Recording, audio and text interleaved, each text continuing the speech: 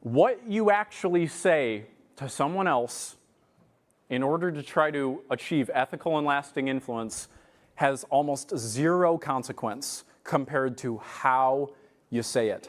If you are coming from a place of feeling compelled to get someone to join, you will find a way to get them to join. Remember how we made the distinction between twisting arms and creating alignment? We get that? I have got to make sure that you understand that you've got to be dedicated and persistent and, dare I say, relentless. But I need you to not misunderstand me in saying you're going to twist arms. What I am saying is you have got to have the maximum level of internal psychological pressure on yourself to find the way to channel your opportunity through the lens that will allow that person to hear what you're talking about. Does that make sense to you? You've got to have the ability to understand that when, what's your name? John. I've got to have the ability to understand that when I go and talk to John, he's going to tell me no. How many of you guys have ever had that moment when you've pitched at the table or at a meeting and then somebody says no, and then all of a sudden your entire head drops and you go, holy shit. You guys ever had that moment?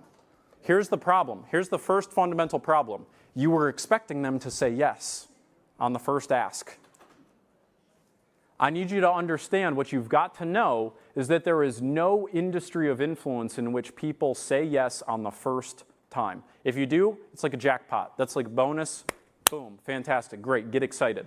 But what you need to understand is the norm is that people are going to say no. Because you don't yet know what their model of the world is. You don't yet know what their hierarchy of needs is yet. You guys follow what I'm talking about? So you have got to stop expecting that you're going to say this pitch and people should either say yes or the people who say no are inherently never going to join your organization, because I know that's where your head has gone in the past. What's happened is you've presented yourself, people have said no, and you've gotten discouraged, disheartened, and you didn't ask again. You didn't come from a place of understanding that it is natural for human beings to be skeptical, to have misunderstandings. It's going to take a while for them to get caught up to speed. You need to understand that you're going to have to be creative. You're going to have to come from that place of playful determination.